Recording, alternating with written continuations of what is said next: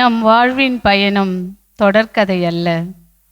அதற்கு ஒரு கட்டத்தில் முற்றுப்புள்ளி உண்டு. பறந்து வரும் ஈசலுக்கு ஒரு நாள்தான் வாழ்க்கை. அது சிறகை விரித்து வாழ்வை ரசித்து வாழ்ந்துதான் மடிகின்றது. நம் இறைமகனின் வாழ்க்கை 33 ஆண்டுகள் என்ற போதிலும் தன் வாழ்வில் லட்சிய பயணத்தை ரசித்து வாழ்ந்தார். இயேசுவின் வாழ்வில் 3 பயணங்கள்.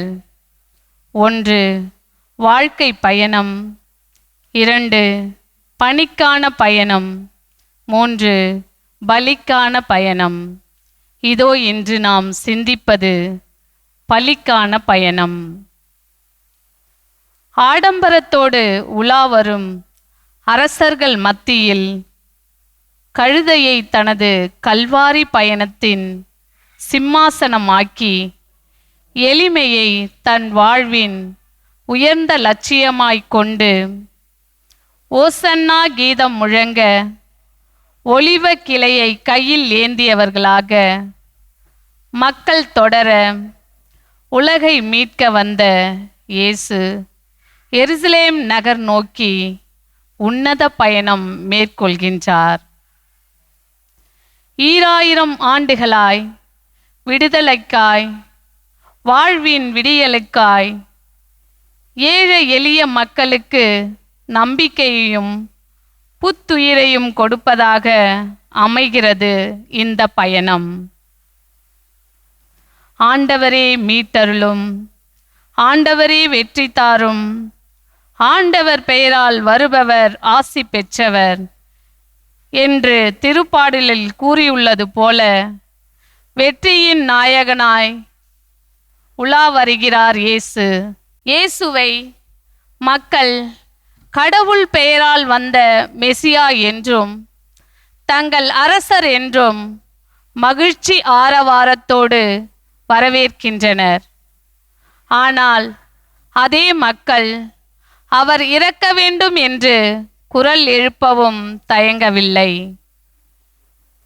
இயேசுவை இன்று தம் மெசியாவாக ஏற்பவர்களும் அவரை மாட்சியுடைய மன்னராக மட்டும் பார்க்காமல் துன்பங்கள் மற்றும் சாவு வழியாக உலகிற்கு புத்துயிர் வழங்க வந்தவராய் காண்கிறார்கள். நம் வாழ்வில் இயேசுவின் பாடுகளை நினைத்து பார்க்க வேண்டும். அவருடைய துன்பத்தில் பங்கு கொள்ள வேண்டும். நம் சுயநலத்திற்காக வாழாமல் இயேசுவை போல் பிறருக்காக வாழ முயல்வோம். இந்த உலகில் நாம் நற்செயல் புரிவதற்கு படைக்கப்பட்டுள்ளோம் என புனித பவுல் அடியார் கூறுகின்றார். நாம் இந்த உலகில் நற்செயல்கள் புரிந்து பிறரன்பு பணி செய்து அமைதியின் தூதுவர்களாக வாழ்ந்திட வாருங்கள், ஆண்டவரை ஆராதனை செய்வோம். என் மீட்பரே உம்மை ஆராதிக்கின்றேன். என் மீட்பரே உம்மை ஆராதிக்கின்றேன். என் அன்பரே உம்மை ஆராதிக்கின்றேன். என் அன்பரே உம்மை ஆராதிக்கின்றேன். என் அன்பரே உம்மை ஆராதிக்கின்றேன். என் அன்பரே உம்மை ஆராதிக்கின்றேன். என்னை தேடி வந்தவரே உம்மை ஆராதிக்கின்றேன். எம்மை தேடி வந்தவரே உம்மை ஆராதிக்கின்றேன். என்னை விடுவிப்பவரே உம்மை ஆராதிக்கின்றேன். என்னை விடுவிப்பவரே உம்மை ஆராதிக்கின்றேன். என்னை குணப்படுத்துபவரே உம்மை ஆராதிக்கின்றேன். என்னை குணப்படுத்துபவரே உம்மை ஆராதிக்கின்றேன். என்னை அழைக்கிறவரே உம்மை ஆராதிக்கின்றேன். என்னை அழைக்கிறவரே உம்மை ஆராதிக்கின்றேன். எனக்காக பாடுகள் பட்டவரே உம்மை ஆராதிக்கின்றேன். எனக்காக பாடுகள் பட்டவரே உம்மை ஆராதிக்கின்றேன். எனக்காக சிலுவை மரம் ஏற்றவரே உம்மை ஆராதிக்கின்றேன். எனக்காக சிலுவை மரணம் ஏற்றவரே உம்மை ஆராதிக்கின்றேன். என் பாவங்களுக்காக மரித்தவரே உம்மை ஆராதிக்கின்றேன். என் பாவங்களுக்காக மரித்தவரே உம்மை ஆராதிக்கின்றேன். அன்பான இயேசுவே, காலங்களுக்கு முன்னர் உதித்தவரே, நீர் எங்களுக்காக கால எல்லைக்கு உட்பட்டு கன்னி மரியாவின் உதிரத்தில் மனிதனாக பிறந்தீரே. உமது இறப்பு உயிர்ப்பு வழியாக வீழ்ச்சியுற்ற படைப்பு அனைத்தையும் மனு குலத்தையும் விடுவித்தவரே, உம்மை போற்றுகிறோம். உமது மீட்பின் அருளை நாங்கள் இன்னும் தொடர்ந்து அனுபவிக்க நற்கருணை வழியாக கடந்த 2000 ஆண்டுகளாக எங்களோடு பிரசன்னமாயிருக்கிறீரே. இந்த ஆராதனை வழியாக நாங்கள் உமது தெய்வீக பிரசன்னத்தை ஆழமாக உணர்வோமாக.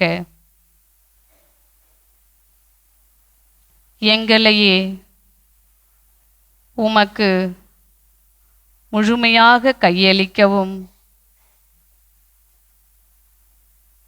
இதோ இந்த நேரத்தில் எங்கள் மனதை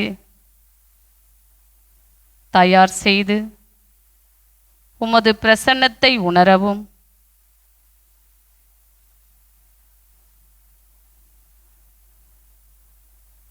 உமது மீட்பினை நாங்கள் பெற்றுக்கொள்ளவும்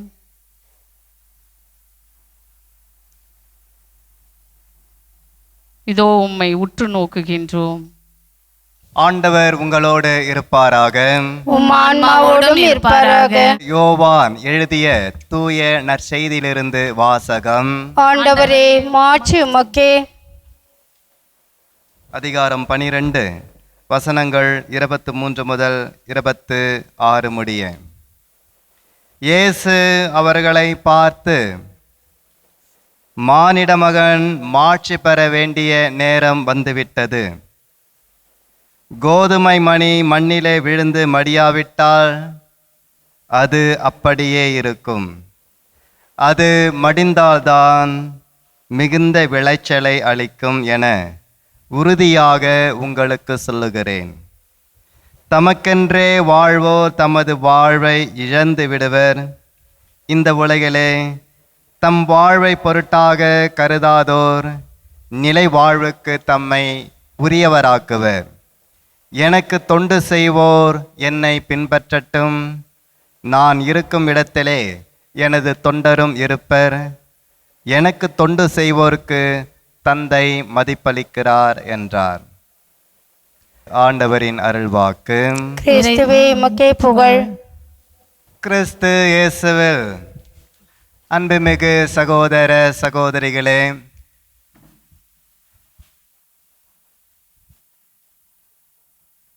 ஆண்டவரது மாபெரும் வெற்றி பயணமாக அமையக்கூடிய நிகழ்வான குருத்தோலை ஞாயிறை இன்றைய நாளிலே நாம் சிறப்பு செய்ய அழைக்கப்பட்டிருக்கின்றோம்.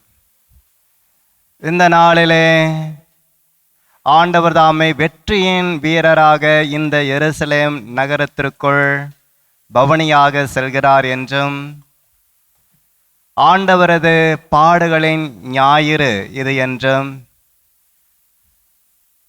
பாஸ்கா விழாவினை கொண்டாடுவதற்காக நெடு நாட்களாக ஆவலாயிருந்த ஒரு அற்புதமான தருணம் என்றும், ஓசன்னா ஆண்டவரது பெயரால் வருகின்றவர் ஆசி பெற்றவர் என்று மக்களை அவரை ஆர்ப்பரித்து அகமகிழ்வோடு வரவேற்ற ஒரு அற்புதமான நாளினை இன்றைய நாளிலே நாம் கொண்டாடி கொண்டிருக்கின்றோம். இந்த அற்புதமான நாளிலே இன்றைய கால சூழலோடு இதனை ஒப்பீடு நாம் செய்து பார்க்கின்ற போது, அரசியல் தலைவர்கள் ரோடு ஷோ ஒன்றை நடத்தி கொண்டிருக்கின்றார்கள். எவ்வாறு சாலையிலே அவர்கள் ஒரு வாகனத்திலே பவனியாக வருகின்றார்கள். அவ்வாறு வருகின்ற போது அவரது ரசிகர்கள் அல்லது அவரை பார்க்க வேண்டும் என்ற ஆவலிலே இருக்கக்கூடியவர்கள் அலைக்கடல் என திரண்டு அந்த தலைவரை வரவேற்கின்றார்கள், வாழ்த்துகின்றார்கள், அவரை குறித்து ஆர்ப்பரிக்கின்றார்கள். ஒருபுறம் அவரை பார்க்க வேண்டும் என்ற ஆவலோடு வரக்கூடிய கூட்டம் ஒருபுறம் இருந்தாலும் கூட பணம் கொடுத்து வரக்கூடிய கூட்டம் இன்னொரு புறம் இருப்பதையும் நாம் காண முடிகிறது. இந்த பவனியிலே நாம் பார்க்கின்ற போது அவர்கள் எப்படிப்பட்ட தலைவர்களாக சித்தரிக்கப்படுகின்றார்கள்? மக்களின் குறைகளை நான் போக்குவேன் என்று வாக்குறுதி கொடுக்கின்றார்கள். மக்களின் தரத்தை உயர்த்துவேன் என்று கூறுகின்றார்கள். அனைவரது தேவைகளையும் பூர்த்தி செய்வேன் என்று கூறுகின்றார்கள். வேலை வாய்ப்பினை ஏற்படுத்தி தருவோம் என்று கூறுகின்றார்கள். நிறைய மருத்துவ வசதிகளை செய்து கொடுப்போம் என்று உறுதியளிக்கின்றார்கள். படிக்கும் வசதியினை செய்து கொடுப்போம் என்று உறுதியளிக்கின்றார்கள். மேம்பட்ட ஒரு சமுதாயத்தை உருவாக்குவோம், சமத்துவத்தை உருவாக்குவோம், ஒருங்கிணைந்த ஒரு நாட்டினை உருவாக்குவோம் என்று பலவிதமான வாக்குறுதிகளை ஒருபுறம் ஒரு சிலர் கொடுத்து கொண்டிருக்க, உங்களுக்கு வருமானம் இவ்வாறு இருக்கும், உங்களுக்கு வருவாய் இவ்வளவு உயர்த்தப்படும் என்று ஒருபுறம் பணத்தை குறித்து அவர்கள் நம்பிக்கை ஊட்டி அதன் வழியாக வெற்றி பெறுவதற்கு, வெற்றியின் வீரராக அவர்கள் பலம் வருவதற்கு தங்களது வாக்குறுதிகளை கொடுத்து கொண்டிருக்கின்றார்கள். அந்த விதத்திலே இன்றைய நாளிலே நம் ஆண்டவர் இயேசு கிறிஸ்து வெற்றியின் அரசராக, வீரராக அவர் மேற்கொண்ட ஒரு பயணம் எதின் மீது என்றால் ஒரு சிறந்த வாகனம் என்றோ, தலை சிறந்த வாகனம் என்றோ, மதிப்புக்குரிய ஒரு வாகனம் என்றோ கிடையாது. மாறாக கோவேறு கழுதை.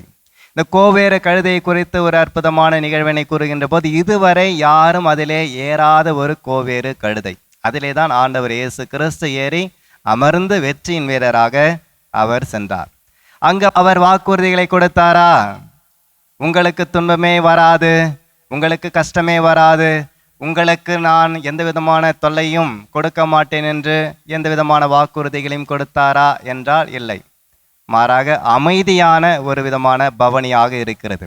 இந்த அமைதியின் அர்த்தம் எது என்றால், அன்பு சகோதர சகோதரிகளின் நீண்ட நாளான ஆசை, எருசலேம் நோக்கி அந்த பயணம். இந்த எருசலேம் நோக்கி அந்த பயணத்திலே இதுவரை 3 ஆண்டு காலமாக அவர் தன்னை தயார் செய்து கொண்ட விதம், ஃபுல்லி லோடட் கன் என்று கூறுவார்கள். இந்த ஃபுல்லி லோடட் கன் என்று பார்க்கின்ற போது, அன்பு சகோதர சகோதரிகளே, எனது சிறு வயதிலே என் தாத்தா என்ன செய்வார் என்றால், அவர் உரிமை பெற்று வைத்திருந்த துப்பாக்கியை எடுத்துக்கொண்டு வேட்டைக்கு என்னை அழைத்து செல்வார். அவர் அழைத்து செல்கின்ற போது அந்த துப்பாக்கியானது எவ்வாறு லோடு செய்யப்பட வேண்டும் என்பதை குறித்து அவர் கூறுகின்ற போது வியப்பாக இருக்கும். 2 வகையான மருந்துகள் இருக்கும், அதன் பிறகு இரும்பாலான ரவைகள் இருக்கும்.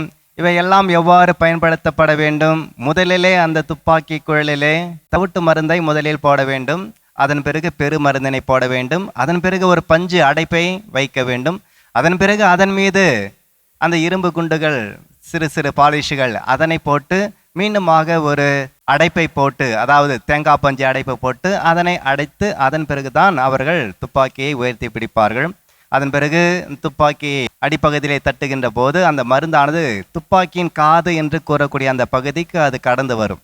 அவ்வாறு கடந்து வராத பட்சத்திலே அதிலே மருந்து போட்டு அதன் பிறகு அது பத்துவதற்காக கேப் என்ற ஒன்றை போட்டு அதன் பிறகு அந்த காதிலே மருந்தினை ஏற்றி அந்த குதிரையை அவர்கள் இழுப்பார்கள். இந்த குதிரை என்று பார்க்கின்ற போது அது அடித்து அந்த குதிரையை நாம் ரிலீஸ் செய்வதன் வழியாகத்தான் அந்த வெடியானது கிளம்பும், அந்த துப்பாக்கி வெடியானது கிளம்பும். அதில் 2 வகையான இழுப்புகள் இருக்கிறது. முதல் இழுப்பு, 2ஆம் இழுப்பு. முதல் இழுப்பு அது நாம் அந்த துப்பாக்கியை அழுத்தினாலும் அது வெடியாகாது. 2ஆம் இழுப்பை வைத்த பிறகுதான் அந்த வெடியானது கிளம்பும். அது போன்ற ஒரு நிலை. ஆக இது முழுமையேற்றப்பட்ட பிறகுதான், அன்பு சகோதர சகோதரிகளே, அந்த துப்பாக்கியானது இயக்குவதற்கான ஒரு நிலையை அடைகிறது. அதன் பிறகு அதனை எந்த நேரத்திலும் எப்படி வேண்டுமானாலும் பயன்படுத்தலாம். அதுபோன்று ஆண்டவர் இயேசு கிறிஸ்து தன்னை முழுமையாக உரமேற்றி கொண்டார் என்பதுதான் உண்மை. ஃபுல்லி லோடட் கன். எதற்காக? வெற்றியின் வீரராக வருவதற்கா? உண்மைதான், ஆம். ஆனால் எந்த விதமான வெற்றி என்பதை குறித்து சற்று வித்தியாசமான கண்ணோட்டத்திலே நாம் கண்ணோக்கு அழைக்கப்படுகின்றோம். இந்த வார கால வாசகங்களிலே நாம் காண்கின்ற போது, அன்பு சகோதர சகோதரிகளே, எரேமியா புத்தகம் அதிகாரம் 20 நாம் காண்கின்ற போது ஆண்டவரை பற்றி குறிப்பிடுகின்ற போது, ஆண்டவர் தாமே வலிமை வாய்ந்த வீரராக என்னோடு இருக்கின்றார், எனவே என்னை துன்புறுத்துவோர் இடறி விழுவார்கள், எனது எதிரிகளை ஆண்டவதாமை பழிவாங்கும் நாளை நான் ஆவலோடு காண்பேன் என்று கூறுகின்றார். ஆக எதிரிகளை பந்தாடக்கூடிய, வெட்டி வீழ்த்தக்கூடிய ஒரு வெற்றியின் வீரராக எரேமியா புத்தகத்திலே அவர் தனது கருத்தினை பதிவு செய்கின்றார். அதனைத் தொடர்ந்து நாம் கண்ணோக்குகின்ற போது எசாயா புத்தகம் அதிகாரம் 49 நாம் காணுகின்ற போது ஆண்டவர் தாமே என்ன கூறுகிறார் என்றால், நானே உமக்கு தகுந்த காலத்திலே பதில் தருவேன், உமக்கு வேண்டிய விடுதலையை அளிப்பேன், வறண்ட இடத்திலே புல்வெளியை காண உன்னை நான் செய்வேன். அவர்கள் நீங்கள் பசியடைய மாட்டீர்கள், தாகமடைய மாட்டீர்கள், வெயிலோ வெப்பமான காற்றோ உங்களை வாட்டாது தாக்காது, ஏனென்றால் நானே உங்களை வழிநடத்துவேன், மலைகளை கூட நெடுஞ்சாலையாக மாற்றுவேன். அவர்கள், அதாவது இஸ்ரேல் மக்கள் அக்களிப்பார்கள், களி கூறுவார்கள், அகமகிழ்வார்கள்.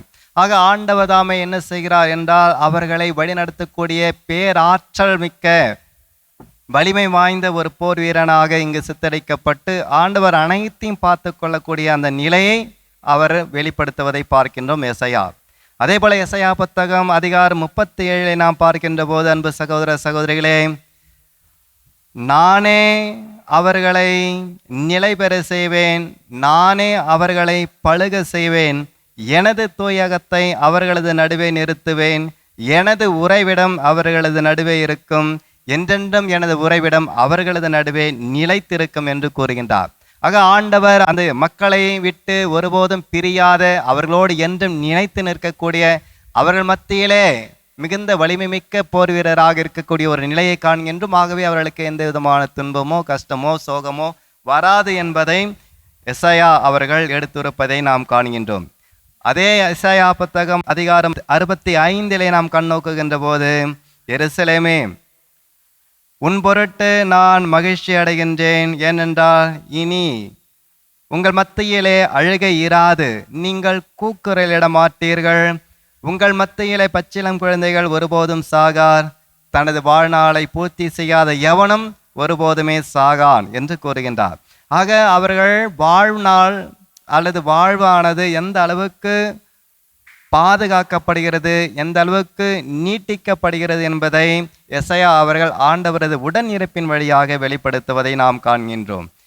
ஓசையா புத்தகத்திலே அதிகாரம் 14 நாம் பார்க்கின்ற போது, அன்பு சகோதர சகோதரிகளே, மக்களை குறித்து குறிப்பிடுகின்றார். அவர்கள் கோதுமை மணி போல தழைத்தோங்குவார்கள், திராட்சை கொடி போல செழித்தோங்குவார்கள், அவர்களது புகழ் என்றென்றும் எங்கும் விளங்கும், பசுமையான தேவதாரு மரம் போல அவர்கள் செழித்து வளர்வார்கள் என்று கூறுகின்றார். ஆக ஆண்டவரது உடனிருப்பு அவர்களை எவ்வாறு மகிழ்வடைய செய்கிறது, வளமடைய செய்கிறது, செழித்தோங்க செய்கிறது என்பதை ஓசையா அவர்கள் ஆண்டவரது உடனிருப்பை குறித்து கூறுகின்றார்.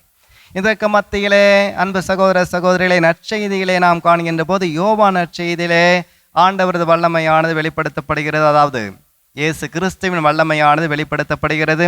அதிகாரம் 4 நாம் பார்க்கின்றோம்.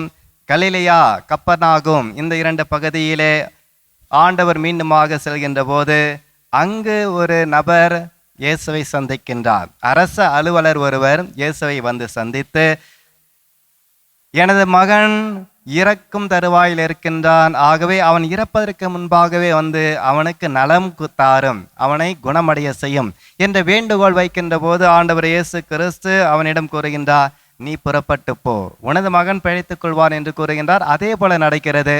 ஆண்டவரது வல்லமை அங்கு வெளிப்படுத்தப்படுகிறது. அதே யோவான் நற்செய்தி அதிகாரம் 5 நாம் பார்க்கின்ற போது எருசலேம் நகரத்தை குறித்து குறிப்பிடுகின்றார்கள். அங்கு ஆட்டுவாயில் என்ற ஒரு இடம், 5 மண்டபங்கள் கொண்ட அந்த இடத்திலே பெசதா என்ற ஒரு இடம், அந்த இடத்திலே உடல்நலமற்றவர்கள், பார்வையற்றவர்கள், கால் ஊனமற்றவர்கள், முடமானவர்கள் இவர்கள் எல்லாம் இருக்கக்கூடிய அந்த இடத்திலே 38 ஆண்டு காலமாக நோயிட்டு இருந்த ஒரு மனிதனை ஆண்டவர் இயேசு கிறிஸ்து கண்ணோக்குகின்றார். அவனை பார்க்கின்ற போது அவர் இறைவார்த்தை இவ்வாறு கூறுகின்றது, அவன் நலம் பெற விரும்புவதை உணர்ந்த இயேசு அவனிடம், நீ நலம் பெற விரும்புகிறாயா என்று கேட்டு, அதன் பிறகு உனது படுக்கையை எடுத்துக்கொண்டு நட என்று கூறி அவனுக்கு நலம் தருவதை பார்க்கின்றோம். ஆண்டவர் அந்த இடத்திலே தனது வலிமையை வெளிப்படுத்துகின்றார். அதே போல யோவான் நற்செய்தி அதிகாரம் 9 பார்க்கின்ற போது, பிறவியிலேயே கண் தெரியாத ஒரு மனிதன், குருடன், அவனை பார்த்து அவன் இயேசு கிறிஸ்து முன்பாக கொண்டு வருகின்ற போது ஆண்டவர் இயேசு கிறிஸ்து உமிழ்நீரினாலே சேறு உண்டாக்கி அவனது கண்களிலே பூசி அவனுக்கு நலம் தருவதை பார்க்கணும். இப்படியாக நாம் பார்த்தோம் என்றால், அன்பு சகோதர சகோதரிகளே, ஆண்டவர் தமது வல்லமையை, ஆற்றலை, கடவுளது ஆற்றலை அவர் இங்கு எல்லா இடத்திலும் பயன்படுத்தி கொண்டிருக்கின்றார்.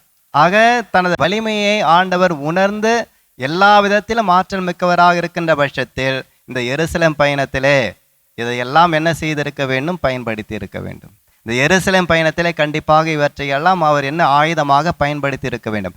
ஆனால் நடந்தது என்ன? அதுதானா என்றால் இல்லை. இன்றைய 2ஆம் வாசகம் நமக்கு கூறுகின்றது. அன்பு சகோதர சகோதரிகள், இந்த 2ஆம் வாசகத்திலே பிலிப்பியருக்கு எழுதிய திருமுகத்திலே நாம் பார்க்கின்றோம். அதிகாரம் 2 கடவுள் வடிவிலே விளங்கிய அவர் கடவுளுக்கு இணையாக இருக்கும் நிலை வலிந்து பற்றி கொண்டிருக்க வேண்டியவன்றாக அவர் கருதவில்லை.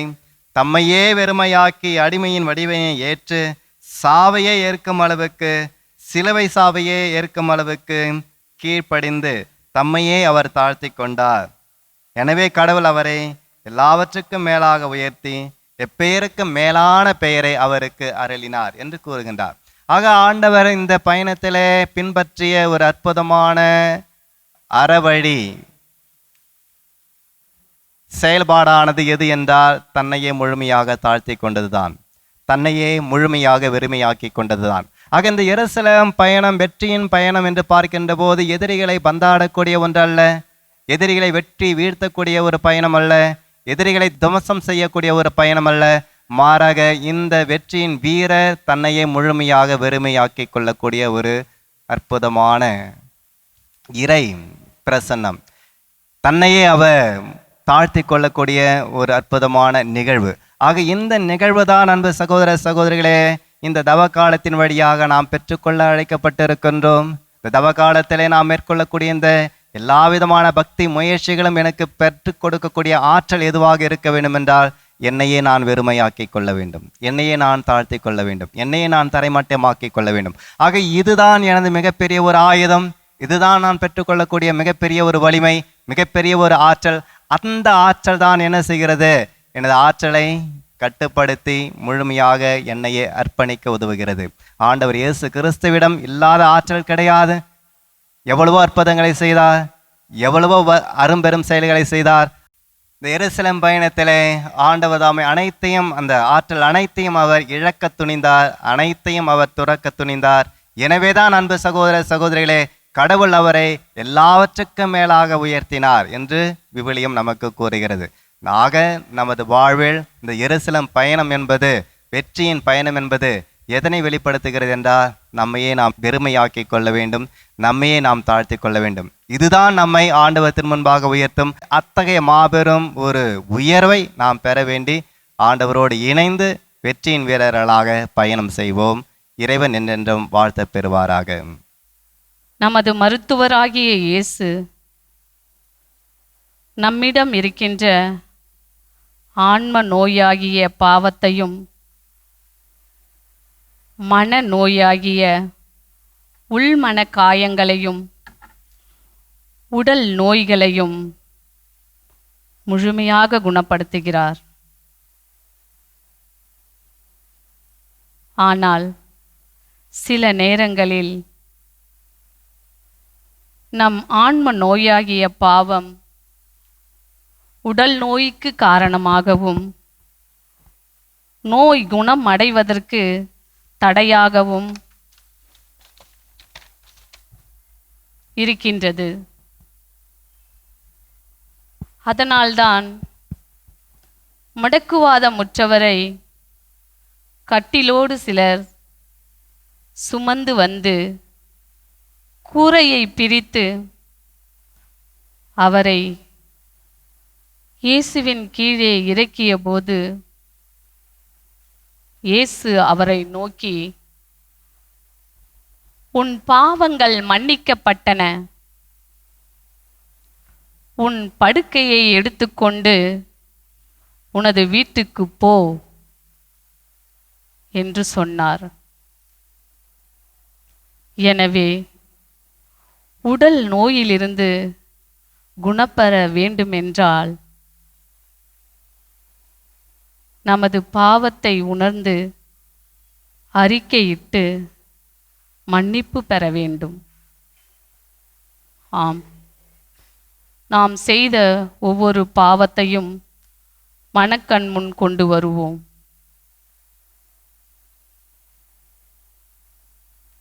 நற்கருணை நாதரை உற்று நோக்கி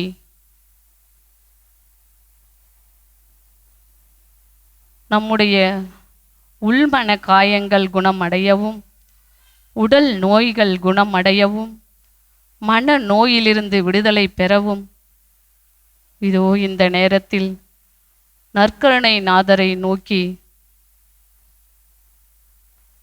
நாம் மன்றாடுவோம்.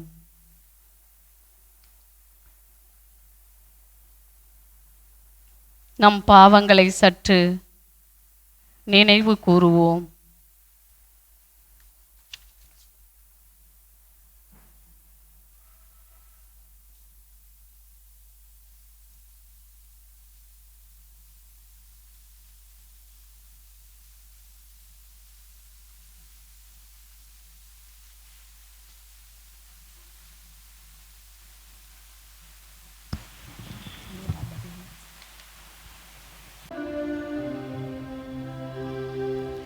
இயேசுவே என் தெய்வமே, என்மேல் மனமிரங்கும். இயேசுவே என் தெய்வமே,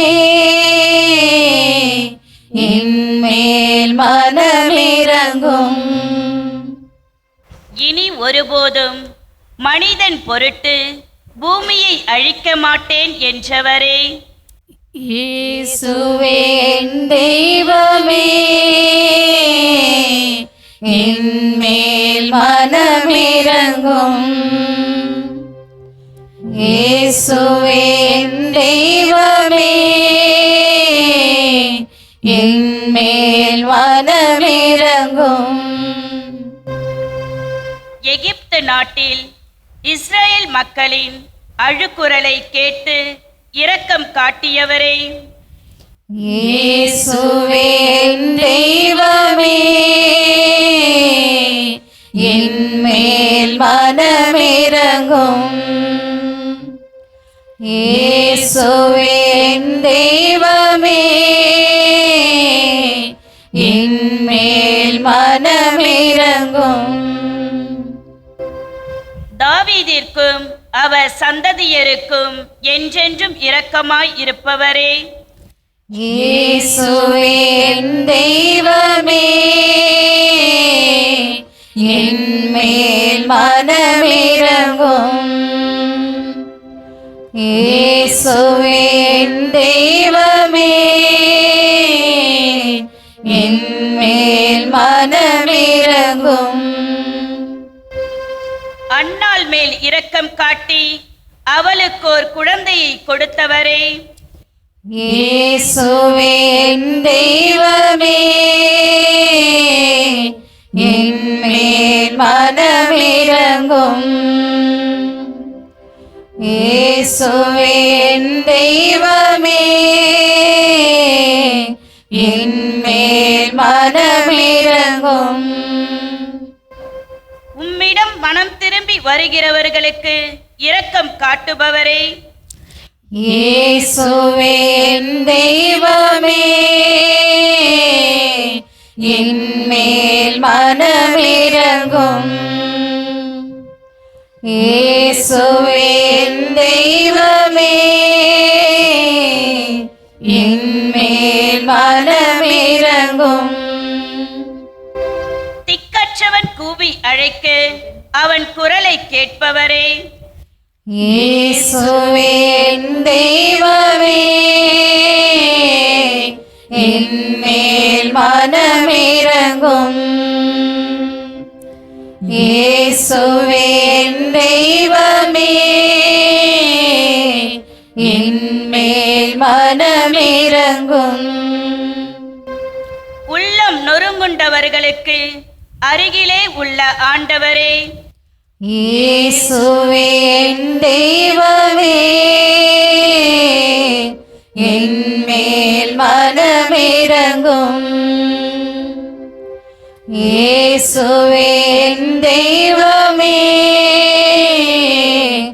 என் மேல் மனமிரங்கும். முடிவில்லா அன்போடு உன்மேல் இரக்கம் கொள்வேன் என்றவரே, இயேசுவே என் தெய்வமே, என் மேல் மனமிரங்கும். இயேசுவே என் தெய்வமே, என் மேல் மனமிரங்கும். நாங்கள் செய்த தீமைக்காக எங்களை தண்டியாமல் இரக்கம் காட்டியவரே, இயேசுவே என் தெய்வமே, என் மேல் மனமிரங்கும். இயேசுவே என் தெய்வமே, என் மேல் மனமிரங்கும். இயேசுவே, திருப்பலியில் பல நேரங்களில் நாங்கள் பங்கெடுத்தாலும் முழு ஈடுபாட்டுடன் பங்கெடுக்காமல் ஏனோ தானோவென்று கவனக்குறைவாக பங்கேற்றிருக்கிறோம். அதற்காக எங்களை மன்னியும்.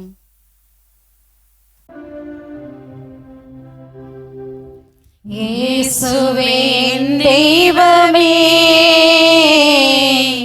என் மேல் மனமிரங்கும். இயேசுவே என் தெய்வமே, என் மேல் மனமிரங்கும்.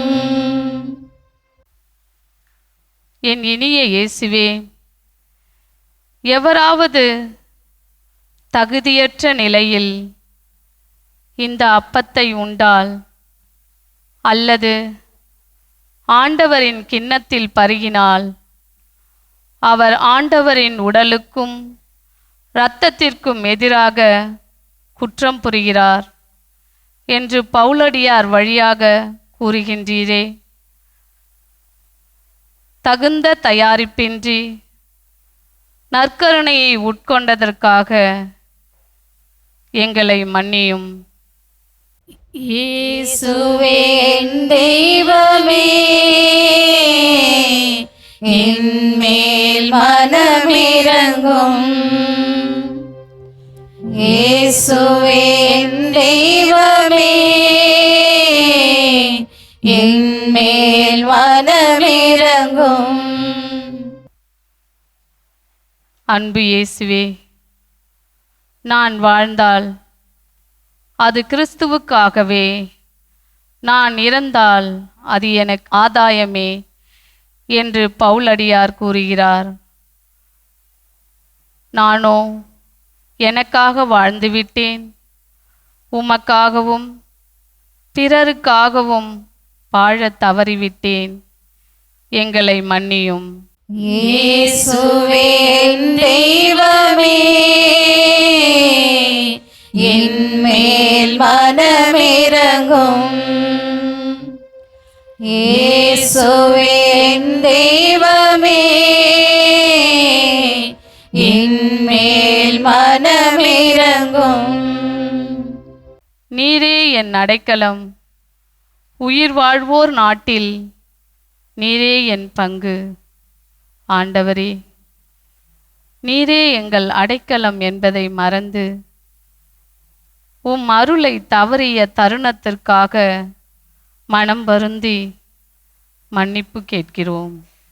இயேசுவே என் தெய்வமே, என் மேல் மனமிரங்கும். இயேசுவே என் தெய்வமே,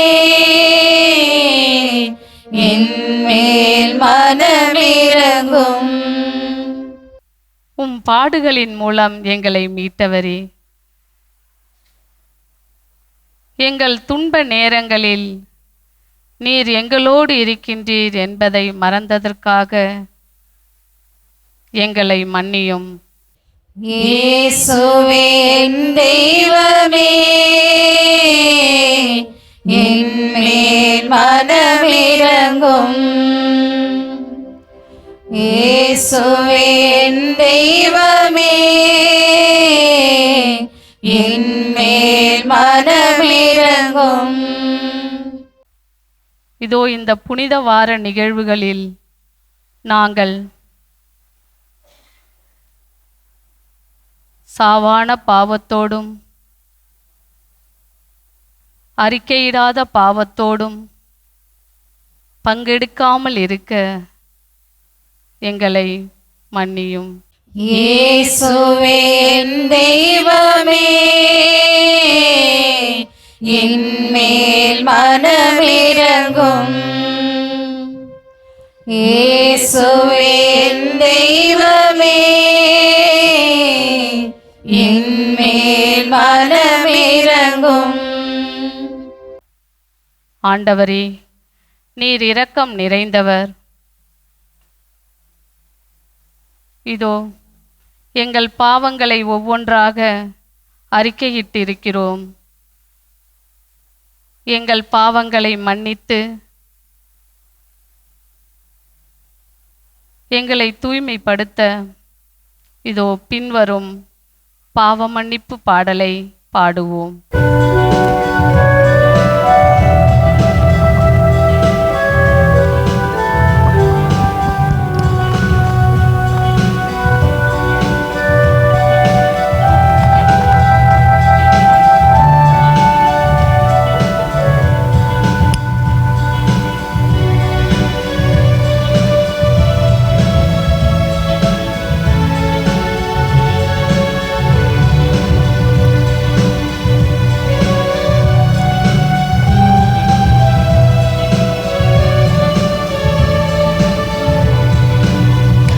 நான் காணாமல் போன ஆடல்லவா, கர்த்தரினை தேடுகிறார். நான் காணாமல் போன ஆடல்லவா, கர்த்தரினை தேடுகிறார். கர்த்தரினை தேடுகிறார்.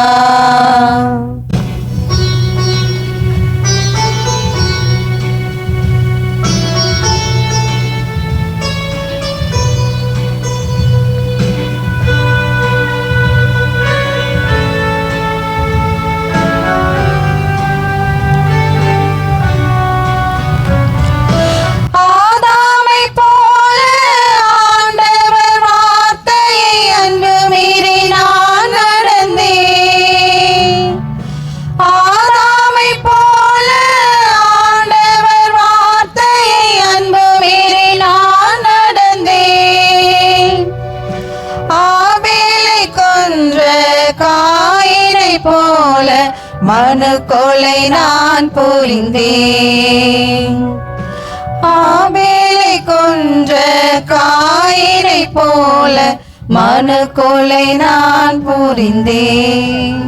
நம்பிக்கையாளர் மன்றாட்டு. ஒவ்வொரு மன்றாட்டுக்கு பிறகும் என் அன்பான ஆண்டவரே, எங்கள் மன்றாட்டை கேட்டருளும். எங்கள் மன்றாட்டை கேட்டருளும் என்று பாடவும். கிறிஸ்து தம்மை தாழ்த்திக் கொண்டார் என்ற இறை வார்த்தைப்படி உமது திட்டத்தை நிறைவேற்ற தாழ்ச்சியுடன் வாழ்ந்து கொண்டிருக்கும் எம் திரு அவை பணியாளர்கள் ஆன்மீக வளர்ச்சிக்கான உமது அருளை பொழிய இறைவா உம்மை மன்றாடுகின்றோம். அன்பான ஆண்டவரே, எங்கள் மன்றாட்டை கேட்டருளும். எங்கள் மன்றாட்டை கேட்டருளும். நல் மனதோருக்கு அமைதி என்று சொன்னீர். மனித உள்ளங்களில் அமைதியின் மீது நீதியின் மீது பசி தாகத்தை தந்தருளும். மகிழ்ச்சி, மனிதநேயம், நட்பு இவற்றை விரும்பி தேடும் மனிதர்களாக எங்களை மாற்ற இறைவா உம்மை மன்றாடுகின்றோம். என் அன்பான ஆண்டவரே, எங்கள் மன்றாட்டை கேட்டருளும்.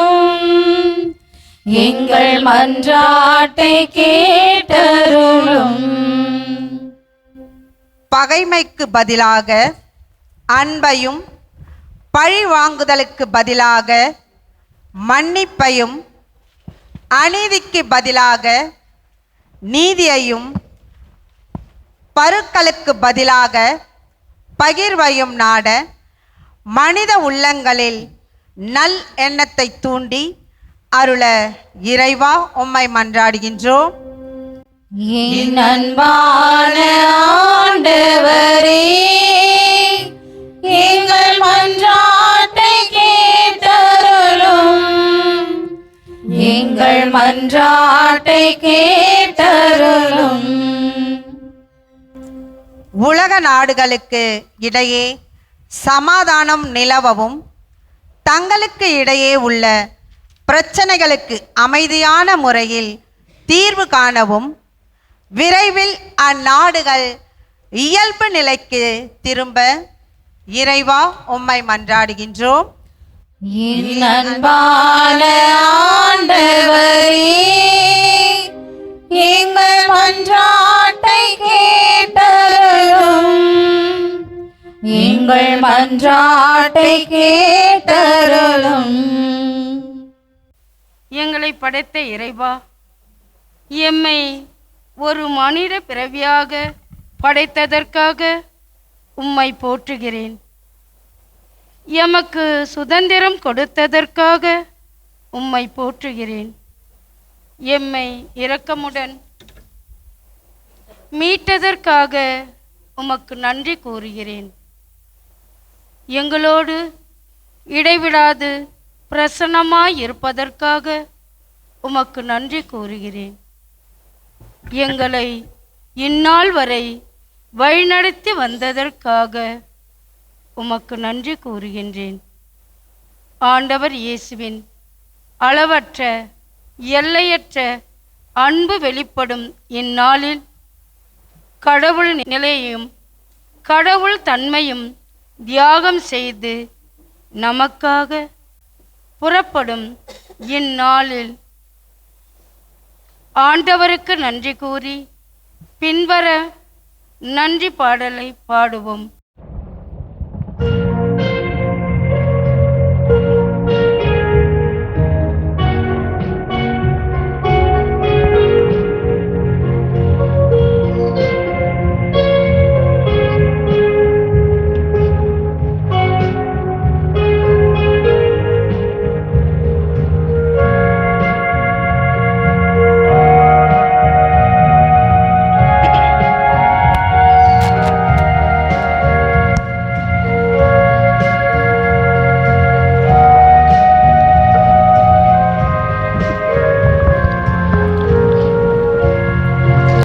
இயேசுவே உந்தன் வார்த்தையால் வாழ்வு வளம் பெறுமே. நாளுமே அன்பு பாதையில் கால்கள் நடந்திடுமே. தேவனே உந்தன் பார்வையால் என் உள்ளம் மலர்ந்திடுமே. இயேசுவே என் தெய்வமே உன் வார்த்தை ஒளிந்திடுதே. இயேசுவே உந்தன் வார்த்தையால் வாழ்வு வளம் பெறுமே. நாளுமே அன்பு பாதையில் கால்கள் நடந்திடுமே.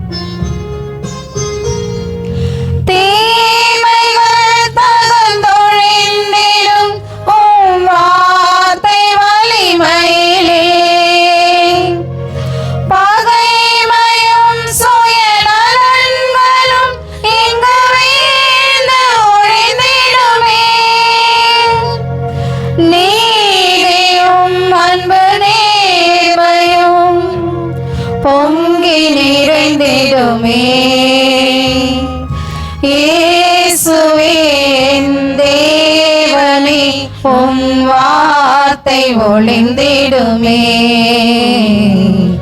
இயேசுவே உந்தன் வார்த்தையால் வாழ்வு வளம் பெறுமே.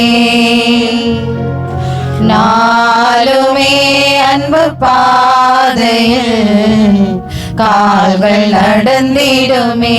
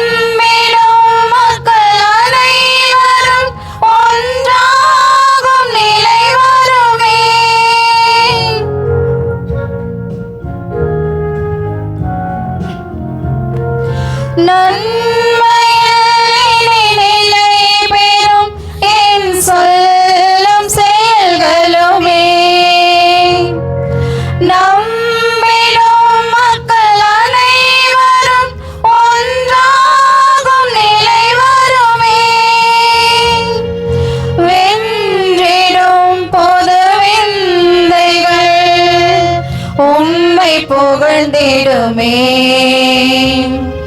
இயேசுவே என் தெய்வமே உம் வார்த்தை ஒளிந்திடுதே. இயேசுவே உந்தன் வார்த்தையால் வாழ்வு வளம் பெறுமே. நாளுமே அன்பு பாதையில் கால்கள் நடந்திடுமே. தேவனே உந்தன் பார்வையால் என் உள்ளம் மலர்ந்திடுமே. இயேசுவே என் தெய்வமே உம் வார்த்தை ஒளிந்திடுதே. இயேசுவே உந்தன் வார்த்தையால் வாழ்வு வளம் பெறுமே.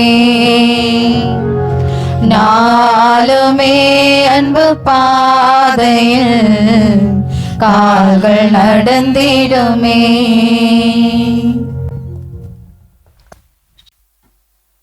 இயேசுவை இறைமகன் என்றும் மீட்புக்கு பலியாக வந்த மெசியா என்றும் கடவுளின் பிள்ளைகளாகிய யூதர்கள் ஏற்றுக்கொள்ள மறுத்தனர்.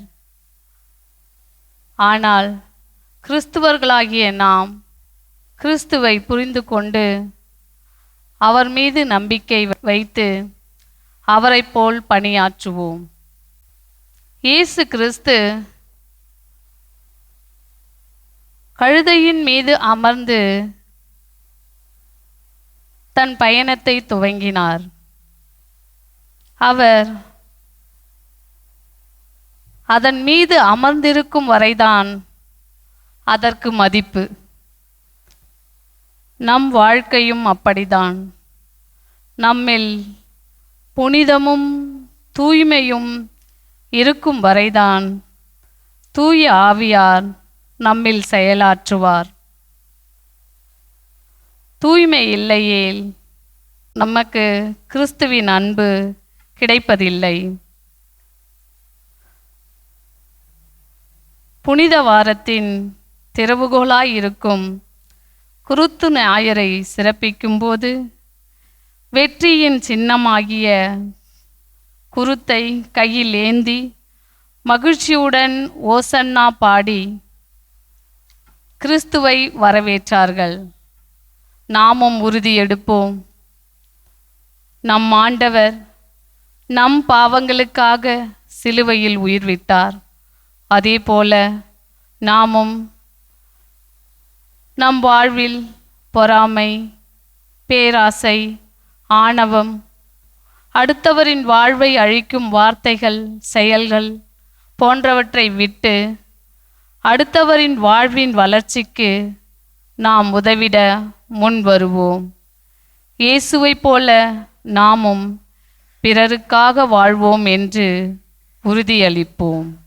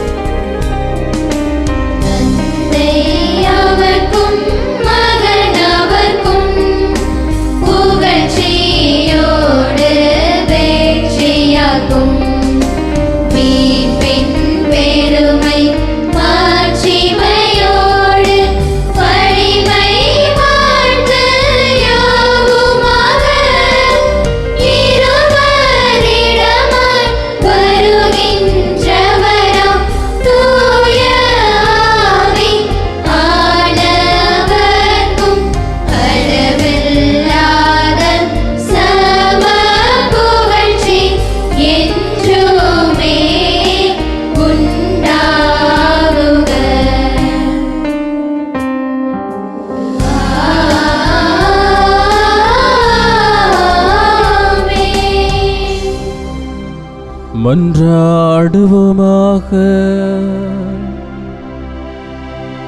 இறைவா, இந்த வியப்புக்குரிய அருளடையாளத்திலே